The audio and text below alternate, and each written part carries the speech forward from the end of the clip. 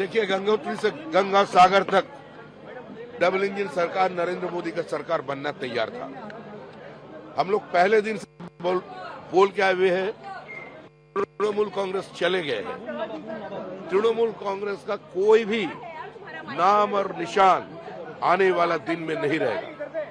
सब सरकार चले नहीं गए, तृणमूल पार्टी आज विसर्जन की कगार पर खड़े हैं।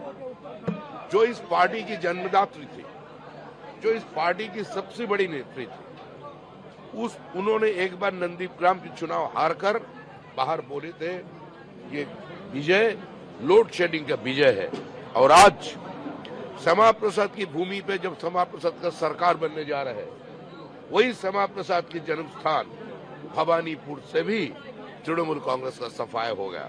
उधर भी हमारा जो उम्मीदवार है नेता विपक्ष शुभेंदु अधिकारी जी ने चुनाव जीत गए हैं। বন্দ্যোপাধ্যায় গণনা কেন্দ্র ছেড়ে বেরিয়ে গেলেন এবং তিনি বললেন যে তাদের উপর ষড়যন্ত্র হয়েছে, গণনা কেন্দ্রে মারধর করা হয়েছে এবং আমরা ব্যাক করবই, মমতা বন্দ্যোপাধ্যায় বলছেন। আর মানুষ শুনবে না, শোনার দিন শেষ। মানুষ অনেক শুনেছে, অনেক ভেবেছে ওনার কথা নিয়ে, বিনিদ্র রজনী পর্যন্ত যাপন করেছে, কিন্তু শেষে বুঝেছে যে যতদিন তৃণমূল থাকবে ততদিন বাংলার কোনো ভবিষ্যৎ নেই। এই জয় সার্বিকভাবে পশ্চিমবঙ্গের গণতান্ত্রিক ব্যবস্থার উপরে মানুষের যে আস্থা, তার জয়। এই জয় পশ্চিমবঙ্গবাসীর জয়।